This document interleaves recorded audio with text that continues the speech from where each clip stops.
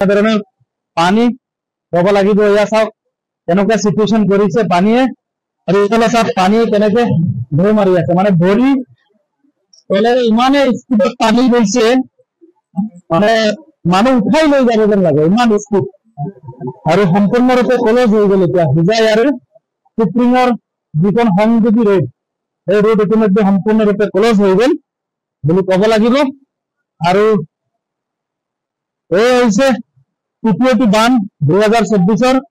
এই বান হয়তো ভয়ানক ৰূপ ল'ব পাৰে, কাৰণ ঘণ্টাৰ মুহূৰ্তত ইমান পানী যদি বাঢ়ি আছে, তেতিয়াহ'লে কি ৰূপ ল'ব আপোনালোকে এবাৰ চিন্তা কৰি চাওক, কেনেধৰণৰ পৰিস্থিতি হ'ব পাৰে।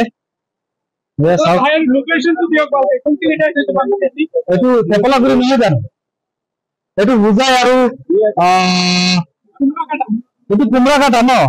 এই ঠাইখিনিৰ নাম কুমৰাঘাটা হয়, মানে হোজাই সুপ্ৰিম সংযোগী যিটো পথ কুমৰাঘাটা হয়। কুমৰাঘাটাৰ ৰাস্তাৰ ওপৰেৰে এনেদৰে পানী বাগৰিছে, ৰাস্তাৰ ওপৰেৰে এনেদৰে ক'বলৈ গ'লে এক কপিলীৰ বানে, কপিলীৰ সংহাৰী ৰূপ দেখা গৈছে ক'বলৈ গ'লে।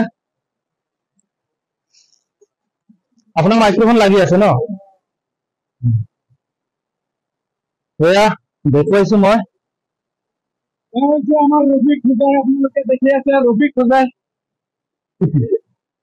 তেখেতৰ পৰিচয় এক্সট্ৰাকে দিয়াৰ প্ৰয়োজন নাই, তেখেতক সকলোৱে অসমৰ চুকে কোণে বিভিন্ন ঠাইৰ মানুহে চিনি পায়, আমাৰ ডাঙৰ দাদা হয়। ধন্যবাদ দাদা, আপোনাক পাই বহুত ভাল লাগিছে। Thank you. ঠিক আছে দাদা, মাইক্ৰফোনটো ভালকে ৰাখিব হা, আমাৰ এমডি নিউজৰ মাইক্ৰফোন এই ধৰি নাও ভাঙাত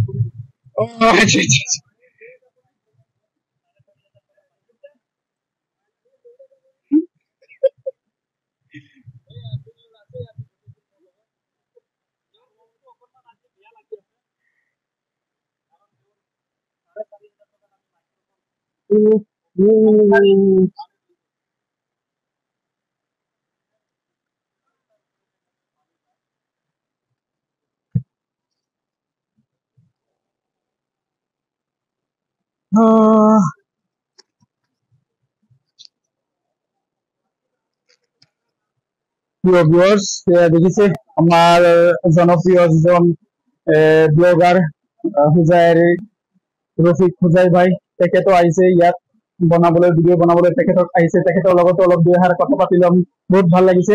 কিন্তু কথা হ'ল, যিটো ভয়ানক দৃশ্য বানৰ যিটো তাণ্ডৱ, এইটো আপোনালোকক দেখুৱাবলৈ যত্ন কৰিছো। চাওক, বহুত বেয়া এটা পৰিৱেশ। গতিকে আমাৰ কাম হৈছে ৰাইজৰ সন্মুখত তুলি ধৰাটো কেনেকুৱা পৰিৱেশ, আমি ঠিক তেনেকুৱা কৰিবলৈ যত্ন কৰি আছো। প্ৰিয় ভিউৱাৰ্ছ, যাতে ভাৰতবৰ্ষৰ গোটেইখিনি চুকে কোণে যাতে ভিডিঅ'টো যায় আৰু মানুহসকলে যাতে গম পায় যে কোনখিনি ঠাইত কেনেকুৱা পৰিৱেশ হৈ আছে। আমি ছচিয়েল মিডিয়াত দিয়াৰ কাম আমি দিলো, আপোনাৰ সন্মুখত ভিডিঅ'টো গৈছে, আপুনি এটা শ্বেয়াৰ কৰি দিব। আৰু এইখিনি ঠাইৰ যি দুৰ্দশা, যি মাৰাত্মক এটা ভয়ানক কণ্ডিশ্যন চলি আছে ৰাইজৰ মাজত, এই কণ্ডিশ্যনটো যাতে প্ৰশাসনীয় বিভাগৰ ওচৰলৈ যায়, তেখেতসকলেও যাতে আহি পেলাই এই যিখিনি বানপীড়িত লোকসকল আছে, যিখিনি ঠাইৰ যি এনেকুৱা পৰিৱেশ, সেই পৰিৱেশিত মানুহসকলক যাতে তেখেতসকলে সহায় কৰিব পাৰে। এই জনস্বাৰ্থত আমাৰ এই ভিডিঅ'খন আপোনালোকে শ্বেয়াৰ কৰি দিব, যাতে তেখেতসকলৰ ওচৰত, এনেকুৱা ভাল মানুহৰ ওচৰত গ'লে তেখেতসকলে হয়তো এই বানপীড়িত লোকসকলক এটা অলপ সহায় কৰিব পাৰিব, তেখেতসকলৰ কাৰণে অলপ উপকাৰ হ'ব। ইমানখিনি আশা কৰিলো, আজিৰ কাৰণে এইখিনি। ধন্যবাদ। জয় আই অসম।